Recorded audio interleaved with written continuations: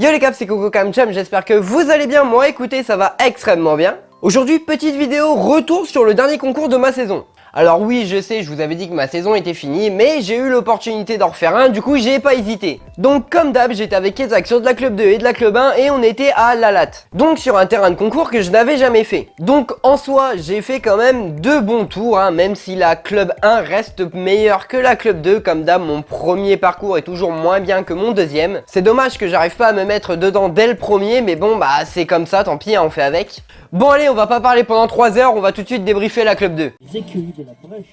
Donc pour la club 2, eh bien on part au galop, donc c'était un virage à droite. Donc on part gentiment, on fait le petit cercle. Petit cercle de préparation pour se mettre bien, se mettre en condition. Et après on arrive pour aller sauter le numéro 1. Bon là part un peu de loin, je reste un petit peu accroché quand même. Donc là c'est dommage, on voit pas le numéro 2, mais je monte très mal mon numéro 2, elle me tape une grosse longue. Et donc du coup derrière, eh bien c'est juste impossible de sortir parce que c'était une courbe avec 6 foulées. Et tout simplement je rentrais pas du tout dans le contrat, donc elle ne pouvait pas me la sortir. Donc du coup on revient gentiment, de toute façon ça sert à rien de se presser, il n'y a pas de... Le chrono était hyper large, c'était une épreuve Grand Prix. Et comme on est sur la première phase, référencez-vous à ma vidéo le CSO en détail si jamais tu ne comprends pas. Donc du coup on revient sauter le numéro 3 qui passe tout gentiment. Après virage à droite, le numéro 4. Donc là Kezak, si je ne me trompe pas, soit elle va venir dans le pied, ouais un petit peu dans le pied.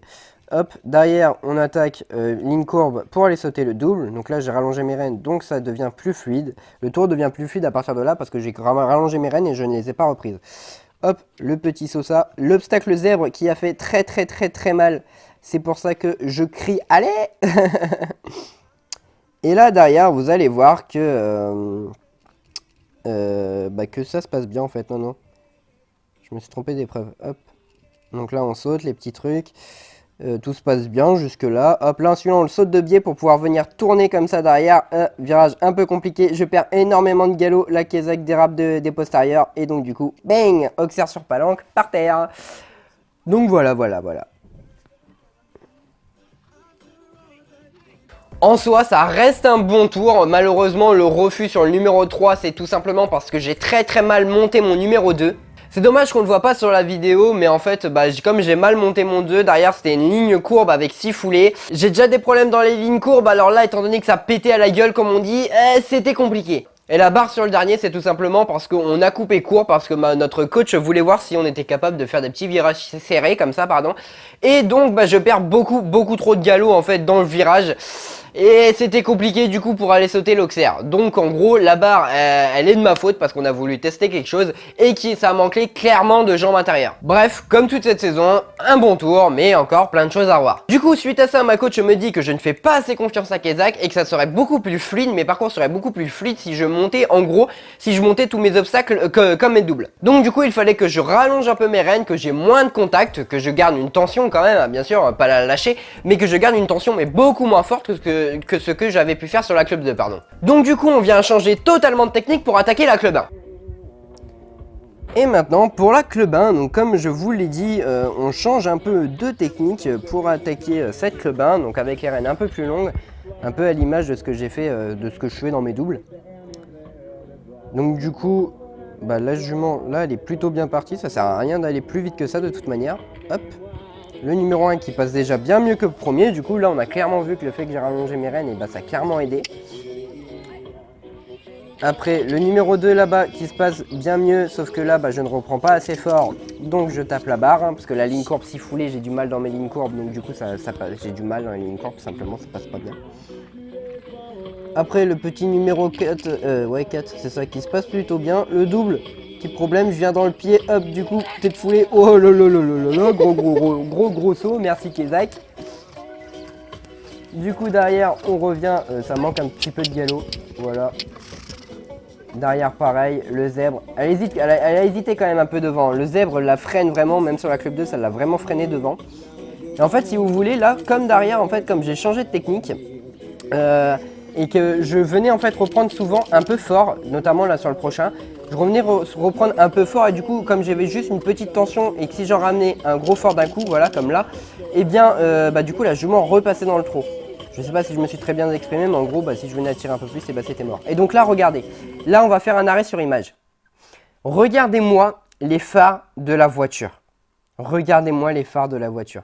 C'est des phares holographiques, ils brillent avec le soleil. C'est pas hyper salaud ça quand même? Réellement, est-ce que c'est pas hyper salaud?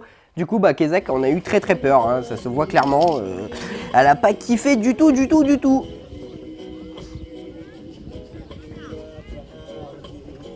Donc du coup, je reviens gentiment sur cet obstacle en agrandissant ma courbe, quoi, vous avez compris.